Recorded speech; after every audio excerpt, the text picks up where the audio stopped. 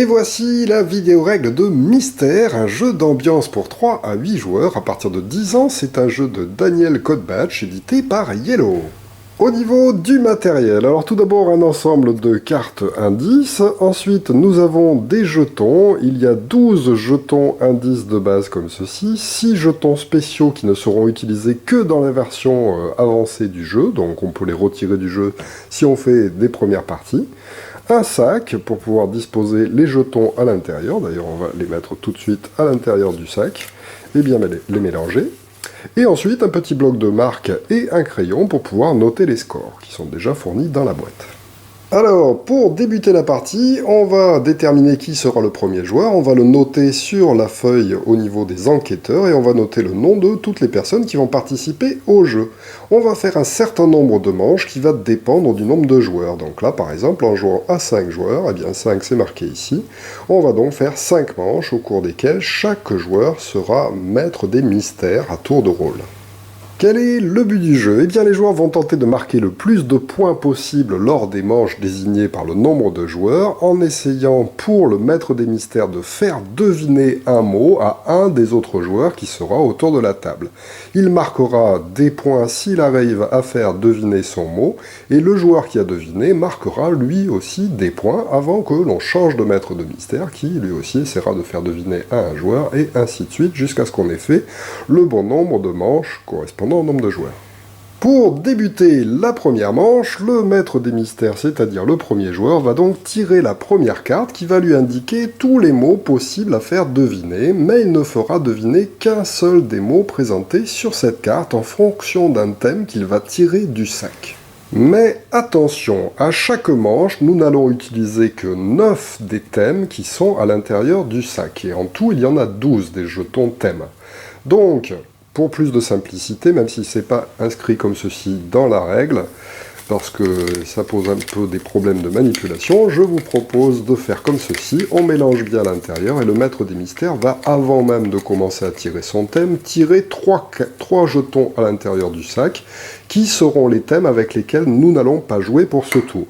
Nous ne jouerons pas avec le thème livre, nous ne jouerons pas avec le thème nombre, et nous ne jouerons pas avec le thème film ou télé. Donc ces jetons, hop, on va pouvoir les mettre de côté pour cette manche-là, ils ne serviront pas pour cette manche. Ensuite, le maître des mystères va tirer un autre jeton du sac, mais attention, il ne va pas le sortir, il va juste regarder secrètement à l'abri du regard des autres joueurs quel est le thème qu'il a tiré. Pourquoi il ne faut pas sortir le jeton du sac? Car les jetons sont recto-verso, et que si les autres joueurs voient le thème, eh bien ça va leur donner un indice supplémentaire. Donc il tire doucement comme ceci, il voit là par exemple que c'est un personnage commun, il ne dit pas aux autres quel jeton il a tiré. Ensuite, il va mélanger en fait à nouveau ce thème avec les autres thèmes, et il va tirer les 9 tuiles qui sont dans le sac, et il va les placer sur la table, sur un carré en fait, de 3 sur 3, comme ceci, de façon à ce que tout le monde voit les différents thèmes possibles pour le mot qu'il faudra deviner pour cette manche. Ensuite, notre maître des mystères va bien entendu regarder secrètement sa carte, et il va regarder quel est le mot qu'il doit faire deviner en fonction du thème qu'il avait tiré en premier. Donc nous avions vu que c'était personnage commun. Il va donc regarder sur la carte, le petit symbole de personnage commun se trouve ici. Pour ce tour, il devra donc faire deviner aux autres joueurs le mot acteur. Ensuite, on va faire un tour de table en commençant par le joueur qui est situé à la gauche du maître des mystères. Celui-ci va devoir choisir un des thèmes pour tenter de découvrir le bon thème, puisqu'évidemment, eux ne savent pas, en fait, les joueurs, que c'est personnage commun que j'ai tiré dans le sac.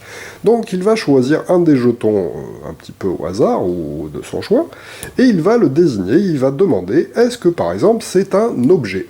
Et donc là, le maître des mystères va devoir indiquer si c'est oui ou non un objet qu'il a tiré du sac. Donc non, ce n'est pas un objet, puisque c'est la tuile personnage commun que j'ai tiré. Et donc, le maître des mystères va retourner cette tuile pour indiquer aux autres joueurs qu'on a déjà utilisé ce thème et que ce n'est pas celui-là.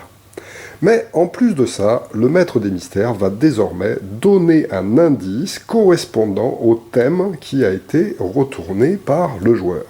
Il va donc devoir donner un indice qui correspond à un objet, mais qui s'approche et qui va essayer de faire deviner le mot que j'ai tiré, qui est donc le mot acteur.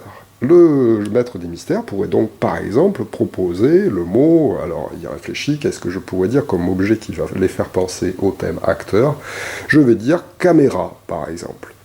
Donc, ensuite, l'enquêteur principal, qui est le joueur dont c'est le tour et qui a retourné ce jeton-là, va pouvoir, s'il le souhaite, faire une proposition. Alors, attention, par contre, dès qu'un joueur va faire une proposition, si ce n'est pas la bonne proposition, eh bien malheureusement, il sera éliminé de la manche en cours et il ne pourra plus faire d'autres propositions. Il faut donc faire une proposition quand on est relativement sûr du mot qu'on pense avoir trouvé. Donc là, avec un seul indice, c'est peut-être un peu tôt, et ce joueur-là pourrait dire, bah non, moi je ne vais pas faire de proposition. Les autres joueurs ont aussi le droit de faire des propositions, mais nous verrons cela un petit peu tout à l'heure. Donc, le tour de ce joueur-là, de l'enquêteur principal du tour, est terminé. On va donc passer au joueur suivant dans le sens des aiguilles d'une montre, qui va devenir le nouvel enquêteur principal. Le nouvel enquêteur principal montre donc un autre jeton, il demande est-ce que c'est par exemple une forme ou couleur. Alors là, je vais dire ben non, ce n'est pas une forme ou couleur, et je dois proposer un indice, forme ou couleur, qui correspond à acteur.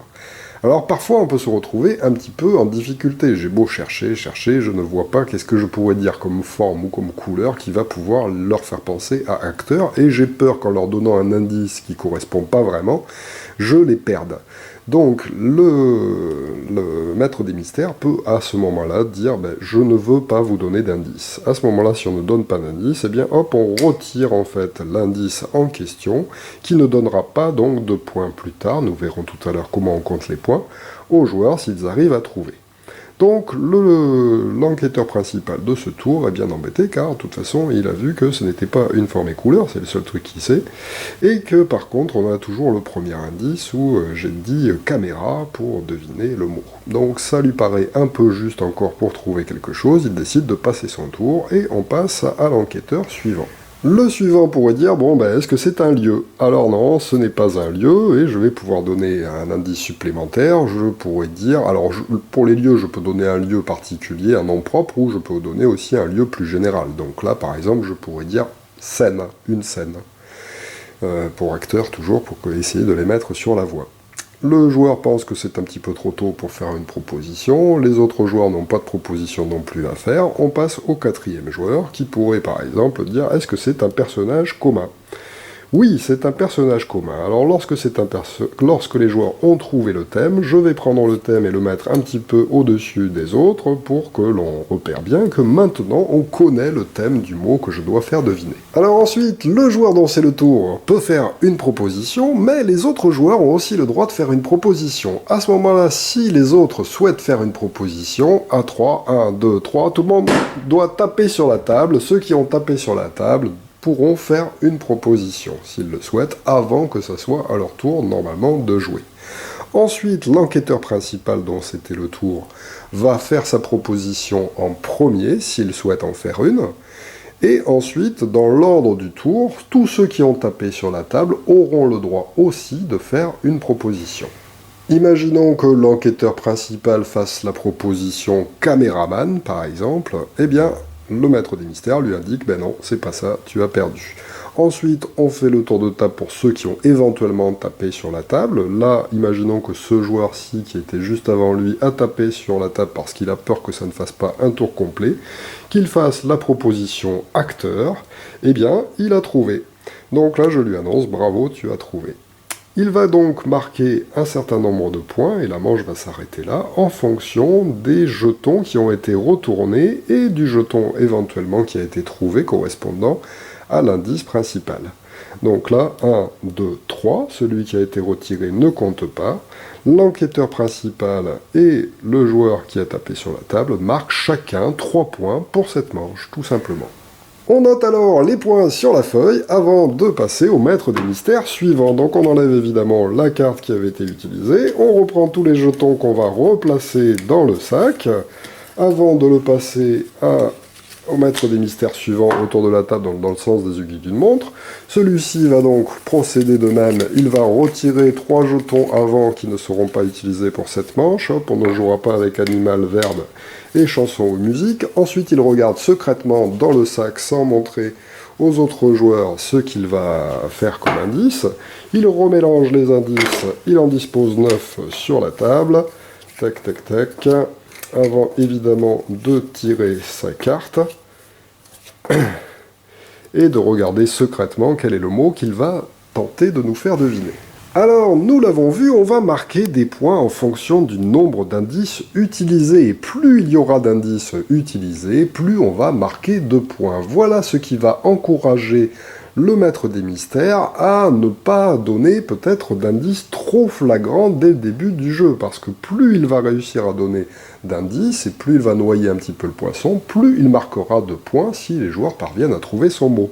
Effectivement, par contre, si on n'arrive pas à trouver le mot en utilisant tous les jetons, eh bien malheureusement, le pauvre maître des mystères ne marquera aucun point pour cette manche. Donc il faut mieux quand même que les joueurs trouvent et ne pas trop les noyer sous les informations. On passe donc au joueur à gauche du maître des mystères qui pourrait dire « Bon, alors est-ce que c'est une forme ou couleur ?» Non, ce n'est pas une forme ou couleur, et je donne un indice forme, je dis c'est bille. Je dis bille.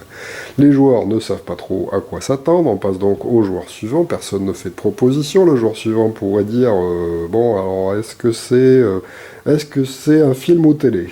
Le maître des mystères pourrait dire « Non, mais je vais donner un indice, par exemple, le pont de la rivière Kwai. » Imaginons que personne ne fasse de proposition, le joueur suivant demande est-ce que c'est un lieu, le joueur dit non, ce n'est pas un lieu, mais par contre je vais donner l'indice stade, par exemple. Ce jour-là pourrait se dire bon, je suis pas très sûr, mais allez, je vais tenter une proposition, je dis ballon. Le joueur lui dit non, ce n'est pas ballon, ce jour-là est donc éliminé, il n'aura plus le droit de faire de proposition. On passe au joueur suivant. Le suivant pourrait demander par exemple est-ce que c'est une matière, il retourne la matière, le maître des mystères dit non ce n'est pas une matière, mais par contre je vais donner l'indice métal. Le joueur réfléchit et là il y en a un qui tape sur la table, imaginons que ce soit lui qui tape sur la table. Ensuite, donc, on repasse au joueur dont c'est le tour, à l'enquêteur principal, qui peut faire une proposition. Il décide de ne pas en faire, il dit non, moi je vois pas. Le joueur qui a tapé sur la table, lui, est par contre obligé de faire une proposition, il ne savait pas si l'enquêteur principal allait en faire une. Il propose donc boulet, par exemple. Eh bien non, il est éliminé, le joueur, le maître des mystères lui dit malheureusement tu es éliminé, ça fait donc 2 joueurs d'éliminés, il ne reste plus que 2 joueurs en course. On continue le tour et on repasse au premier joueur qui avait retourné un jeton. Imaginons que le joueur suivant dise est-ce que c'est un objet, et là que le maître des mystères lui dise oui c'est un objet, on le place donc ici, mais il ne lui donne pas d'indice supplémentaire puisque quand on trouve la catégorie on ne donne pas d'indice. Donc ce joueur peut faire une proposition, l'autre peut décider de taper sur la table s'il a une proposition à faire.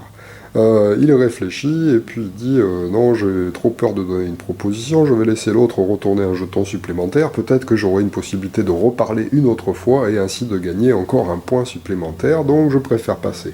L'autre joueur ne tape pas sur la table et lui aussi décide de retourner un jeton. Même après qu'on ait trouvé l'indice, on peut continuer à retourner des jetons quand même.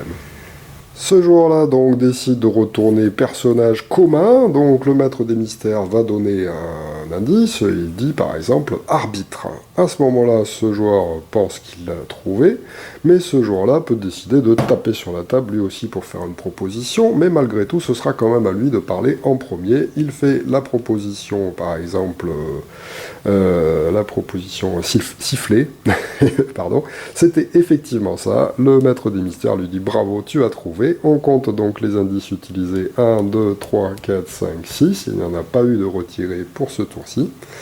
Il marque donc 6 points et le maître des mystères aussi. Alors attention, si un joueur fait une proposition et qu'il se retrouve éliminé et qu'il ne reste plus qu'un seul joueur en jeu autour de la table, eh bien ce joueur-là peut désigner encore un indice supplémentaire, mais après il est obligé de faire une proposition, on ne peut pas continuer en jouant tout seul.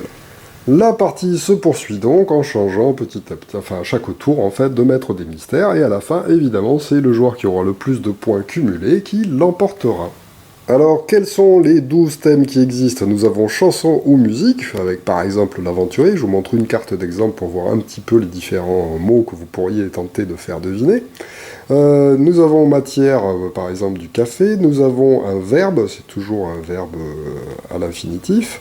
Nous avons les formes ou les couleurs. Alors par exemple, ça peut être magenta. Hein. Attention, dans les formes ou couleurs, il y a des choses assez complexes, même si on imagine que c'est assez simple au début. Arnold Schwarzenegger en personnage célèbre, en personnage commun un anglais. Donc un personnage commun, c'est un personnage qui n'est pas un personnage célèbre, c'est-à-dire soit un métier, soit une nationalité comme ceci. Enfin voilà, il y a différents types de personnages. Nous avons les livres avec Heidi, par exemple. Nous avons les objets avec le sifflet que nous avons vu. Nous avons les films ou télé. Donc ça peut être soit des films, soit des séries télé, donc par exemple les Tontons Flingueurs. Nous avons les chiffres, attention, les nombres, ça c'est assez compliqué, donc là par exemple 101, bon, on pense en 101 dalmatiens, donc ça peut être un indice pour tenter de faire deviner. Nous avons les lieux, donc par exemple la Tour Eiffel, donc ça peut être un endroit célèbre comme ceci, ou ça peut être une salle de bain, hein, ça peut être aussi des lieux très simples. Et nous avons les animaux, par exemple un taureau, mais il y a plein de types d'animaux différents. Alors attention, précision, le maître des mystères a le droit de donner les mots qui constituent en fait la réponse. Donc par exemple, si c'était les tontons flingueurs à deviner et qu'un joueur désigne un personnage commun, j'ai parfaitement le droit de dire tonton. Et si je dis verbe, si quelqu'un me dit verbe, je peux très bien dire flinguer, je peux très bien donner directement la réponse dans les réponses que je fais, mais encore faut-il que les joueurs devinent. Alors, après une bonne quinzaine de parties en mode normal, qui est déjà très très bien, eh bien vous pouvez décider d'utiliser en fait les jetons supplémentaires, il y en a 6, qui sont des indices spéciaux. À ce moment-là, ils seront aussi mélangés dans le sac et donc placés parmi les 9 jetons que l'on place sur la table. Et quand un joueur sera enquêteur principal, il pourra désigner un tel jeton pour obtenir une réponse un peu différente des indices donnés par les autres thèmes. Évidemment, s'il montre un jeton comme ça, il ne risque pas de trouver quel est le bon indice, enfin quel est le bon thème par rapport au mot à deviner. Mais par contre, il aura droit à une réponse un petit peu particulière. Si je choisis celle-ci, par exemple, nombre de mots, eh bien, le maître des mystères devra me dire combien de mots composent la réponse. Si je choisis cette tuile-là, première lettre, le maître des mystères devra me dire par quelle lettre commence la réponse en fait du mot que l'on doit trouver. Si je choisis adjectif, le maître des mystères va pouvoir donner un adjectif qui va qualifier en fait le mot à deviner. Donc par exemple, je sais pas moi, si c'est une chaise, je peux donner l'adjectif solide, même si ça n'a rien à voir. Voilà. Ou si c'est un personnage, en fait, dire il est beau, il est grand, ou n'importe quoi. Ensuite, nous avons l'objectif, nous avons la vérification. Si un joueur montre comme ceci une vérification, eh bien, exceptionnellement, il aura le droit d'utiliser un jeton qui a déjà été retourné, montrer un jeton déjà utilisé, pour que le maître des mystères donne un deuxième indice correspondant à ce jeton-là. Nous avons ensuite oui et non, une question directe, et bien là en fait l'enquêteur principal va pouvoir poser n'importe quelle question de son choix auquel le maître des mystères devra répondre par oui ou par non, avant que je fasse éventuellement une proposition. Enfin, nous avons la double proposition. Le joueur qui choisit ce jeton va pouvoir exceptionnellement proposer 2 réponses. Évidemment, s'il se trompe sur les 2 réponses, eh bien il sera quand même éliminé. Mais si jamais, il peut réussir à le faire. Alors évidemment, l'enquêteur principal, s'il trouve trop compliqué un des jetons comme ça, pourra aussi décider de dire « non, je ne te donne pas cet indice-là, je le mets de côté et on ne marquera pas de points pour ce jeton-là ». Alors par contre, pour la mise en place, ce sera un petit peu plus compliqué, c'est pour ça que je ne vous conseille pas cette variante avant d'avoir fait quelques parties, car effectivement, pour tirer du sac, ça va être un peu particulier. Il faudra prendre tous les jetons, les mettre à l'intérieur du sac, avant de mélanger pour le maître des mystères, qui devra tirer un jeton, et s'il tire un jeton qui correspond à une question spéciale, évidemment, ça n'ira pas. Donc il faudra qu'il continue et qu'il retire un autre jeton qui lui donnera le thème. Donc là, par exemple, hop, le thème personnage commun, mais attention, il ne faut pas qu'il lâche ceci dans le sac, car après, quand il va falloir qu'il tire seulement 9 jetons, eh bien il risque de ne pas retomber sur le bon thème. Donc il faut qu'il garde ça dans les mains, et qu'en plus, il tire au hasard dans le sac, en fait, 8 jetons supplémentaires, pour qu'avec celui qu'il ait tiré, ça fasse 9 jetons. Donc vous voyez, c'est un petit peu de la manipulation, un petit peu fastidieuse. Le mieux est peut-être de placer le sac sous la table, de tirer le jeton au premier, de le mettre sur ses genoux, sans que personne ne le voie évidemment, et ensuite de tirer les 8 jetons supplémentaires avant de pouvoir les placer sur la table et puis de commencer à jouer, à faire deviner. Voilà donc pour Mystère, un excellent jeu d'ambiance qui fonctionne avec à peu près tous les publics. Donc moi j'y ai déjà joué avec des personnes d'un certain âge autour d'une table et ça marche très bien en fait, et même avec des enfants à partir de 8-10 ans quand même pour qu'ils puissent comprendre les mots. Après il est toujours possible de dire quand on joue avec des joueurs plus jeunes que s'ils tirent un mot qui n'arrive pas, enfin qui leur paraît trop compliqué, de remettre le jeton dans le sac et d'en tirer un autre pour tenter de faire deviner un autre thème. Voilà, mais sinon c'est un excellent jeu pour jouer entre adultes et faire une bonne ambiance avec un petit peu de recherche et puis un petit peu de tactique aussi, puisque suivant autour du jeu en fait qui répond quoi, l'ordre du tour, quand est-ce que ça sera à nous de parler, est-ce que je prends le risque de tenter une réponse fantaisiste pour absolument tenter de marquer des points ou pas, enfin voilà, donc il y a un petit peu de tactique aussi. Voilà, merci de m'avoir suivi et à très bientôt pour une nouvelle règle de jeu. Au revoir.